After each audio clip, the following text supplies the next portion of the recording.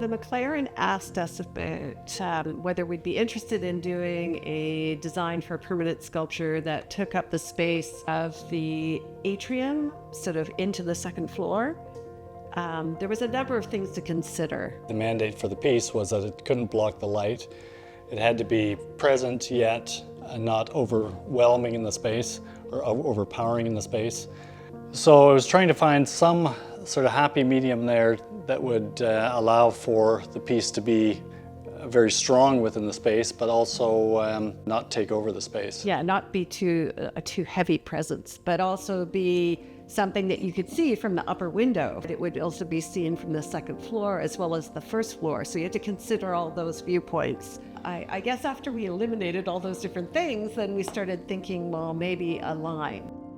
We went through a number of different ideas that became more and more reduced, and then decided, to work just with the line. We actually got out the wire and we started bending things in different directions and looking at them from all these different angles. And then, of course, we felt, okay, the next thing we need to do is build a model of the space so that we can get a sense of how it acts in that space. The piece is all about this line, this gestural line in space. So why don't we just stick with that? That in itself is the core of the expression of the piece. Carl researched all kinds of materials and found this particular steel. It's an alloy that is formable for roll forming, but had the elongation and tensile strength to allow it to support itself. There's a lot of machinery out there for just bending something in a straight line on a single plane, like in curves or in circles. But this piece goes in all directions. And so as we phoned around from place to place to place to place, that we found out that people didn't want to touch it. So we went to the next stage of buying an old rolling machine and modifying it so that we could bend in two directions. So this is the machine that we bought. Required an enormous amount of work to rebuild it. So as the material is being bent and this will follow the arc of that, and this will adjust according to the radius of that arc, and then pressure is applied to twist the steel up. So the piece itself is, I believe it's somewhere around 54 lineal feet in length. So we're hoping that we can make it in 3 sections that are welded together. One of the challenges was to figure out how we were going to be able to make the piece and know that it could be self-supporting. We decided that a scaffolding made sense. We spent a lot of time trying to figure out the type of scaffolding and the proportions that we needed for the piece.